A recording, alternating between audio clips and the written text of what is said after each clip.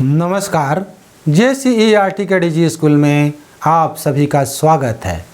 बच्चों, कक्षा 7 का सामाजिक विज्ञान के तहत हम लोग भूगोल पढ़ रहे थे और इसका अध्याय 8 मानव पर्यावरण अन्योन्य क्रिया उष्णकटिबंधीय एवं उपोष्ण प्रदेश को पढ़ना शुरू कर दिए हैं।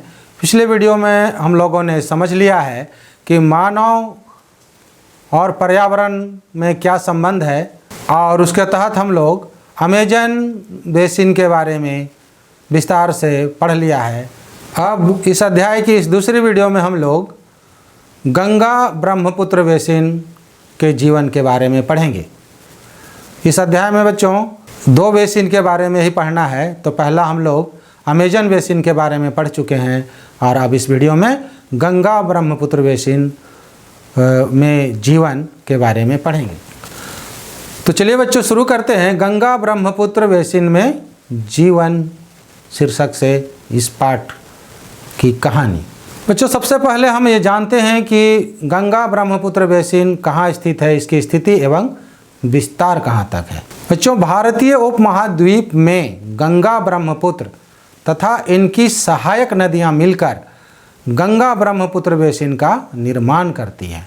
सुन लिया बच्चों कि गंगा ब्रह्मपुत्र तथा इनकी सहायक नदियां मिलकर गंगा ब्रह्मपुत्र बेसिन का निर्माण करती है। मैंने पूर्व में बताया कि बेसिन हम उस स्थान को कहते हैं जहां की नदियां उस क्षेत्र में बहने वाली पानियों को अपने साथ लेकर बहती है। वो नदियां जहां तक जाती है, जिस क्षेत्र से होकर जाती है, वो पूरा क्षेत्र बेसिन कहलाता है।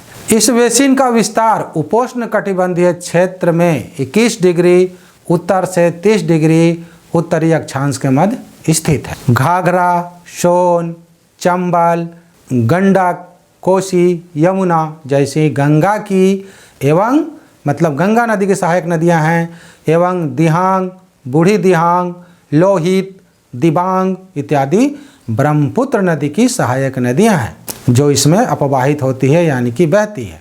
बच्चों गंगा ब्रह्मपुत्र बेसिन उत्तर में हिमालय, दक्षिण में प्रायद्वीपीय पठार, पश्चिम में दिल्ली उच्च भूमि एवं पूर्व में बंगाल की खाड़ी के बीच विस्तृत है। तो यही क्षेत्र पूरा गंगा ब्रह्मपुत्र बेसिन कहलाता है। हिमालय के गिरिपाद तथा सुंदरबन डेल्टा इस बेसिन की मुख्य विशेषता है। मैदानी क्षेत्र में अनेक चाप झीलें जिसको गोखुर झील कहते हैं। आप चित्र में देखिए कि नदियाँ किस तरह गोखुर झील बनाती है, डेल्टा बनाती है, तो यह इसमें पाई जाती है। चलिए बच्चों गंगा ब्रह्मपुत्र बेसिन की जलवायु के बारे में हम लोग पढ़ लेते हैं। यहाँ की जलवायु मानसूनी है। इस बेसिन में मानसून काल मध्य जून से माने जून के बीच से मध्य सितंबर के बीच तक होता है। मध्य जून से मध्य सितंबर तक होता है। यह वर्षा काल यहाँ कहलाता है। ग्रीष्म ऋतु गर्म एवं आर्द्र तथा शीत ऋतु ठंडी एवं शुष्क होती है। ये जो जलवायु बताई जा रही है ये हमारी ही जलवायु है। हम लोग इस जलवायु से प्रभावित हैं। ब्रह्मपुत्र नदी बेसिन विश्व के सर्वाधिक वर्षा वाले क्षेत्रों में से एक है। बहुत वर्षा होता है यहाँ। बच्चों एक जानकारी की बात है, सुन लीजिए कि गंगा के मीठे जल में एक विशेष प्रकार की डॉल्फिन पाई जाती है जिसे स्थानीय भाषा में शूशु तथा अंधी डॉल्फिन कहा जाता है। जहाँ पर ये शूशु की उपस्थिति होती है माना जाता है कि वहाँ का जल शुद्ध है, क्योंकि ये शुद्ध जल में ही रहती है, गंदे प्रदूषित जल में ये नहीं रहती है। तो बच्चों अब हम लोग गंगा ब्रह्मपुत्र बेसिन के वनस्पति एवं वन्य के जीवन के बारे में समझते हैं। गंगा ब्रह्मपुत्र बेसिन में भू आकृतियों के अनुसार वनस्पति में भी विभिन्नता पाई जाती है। मैदान में सागवान, शीशम, पीपल के साथ उष्णकटिबंधीय पर्णपाती पेड़ भी पाए जाते हैं। ब्रह्मपुत्र के मैदानी क्षेत्रों में बांस के झुरमुट पाए जाते हैं। ये जो कुछ बताया जा रहा है बच्चों हमारे यहाँ भी देखने को मिलता है। डेल्टा क्षेत्र मैनग्रोव वनों से ढका है। डेल्टा क्षेत्र मैनग्रोव वनों से ढका है। यहाँ सुंदरी, बांस, बेंत मुख्य वनस्पति है। सुंदरबन का डेल्टा का नाम इस सुंदरी नामक पेड़ से ही पड़ा है, इस सुंदरी नामक वनस्पति से ही पड़ा है। उत्तराखंड, सिक्किम एवं अरुणाचल प्रदेश की ठंडी जलवायु एवं तीव्र ढाल वाले भागों में चीड़, देवदार एवं फर जैसे शंकुधारी पेड़ पाए जाते हैं। तो ये था बच्चों वनस्पति की बात। अब गंगा ब्रह्मपुत्र बेसिन में विभिन्न प्रकार के पाए जाने वाले वन्य जीवों के बारे में जानते हैं। बच्चों इनमें हाथी, बाघ, हिरण एवं बंदर सामान्य रूप से पाए जाने वाले जीव हैं। सामान्य रूप में हर जगह ये मिलेंगे।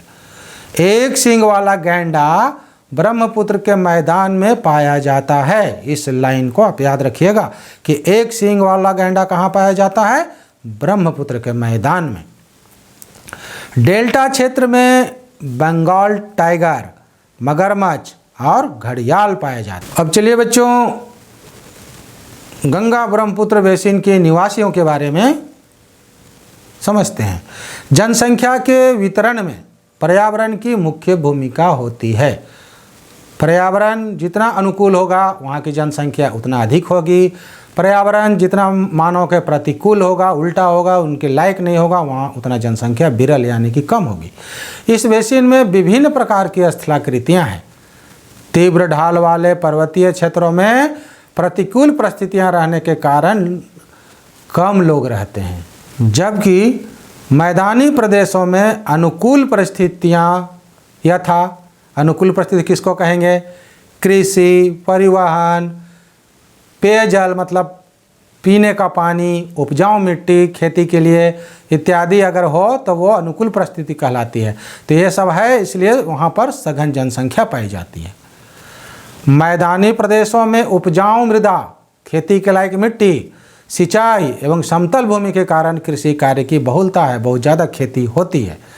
धान यहाँ की मुख्य फसल है। इस लाइन को भी याद रखिएगा कि गंगा ब्रह्मपुत्र के बेसिन का मुख्य फसल धान है, क्योंकि धान की फसल के लिए पर्याप्त जल की आवश्यकता होती है और यह उसी क्षेत्र में उगाया जाता है जहाँ वर्षा अधिक होती है, और गंगा ब्रह्मपुत्र बेसिन में वर्षा अधिक होती है, इसलिए यहाँ का मुख्य फसल धान है। यहाँ उगाई जाने वाली अन्य फसलों में गेहूँ, ज्वार, बाजरा, चना एवं मक्का है, मकई है। गन्ना एवं जूट जैसी फसलें भी उगाई जाती है बच्चों।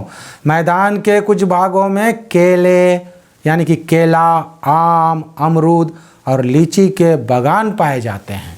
बच्चों बिहार के भागलपुर एवं असम के कुछ भागों में सिल्क मतलब रेशम के कीड़ों का संवर्धन कर सिल्क का उत्पादन किया जाता है। मतलब रेशम कीट पाला जाता है और रेशम का उत्पादन यानी कि सिल्क का उत्पादन किया जाता है।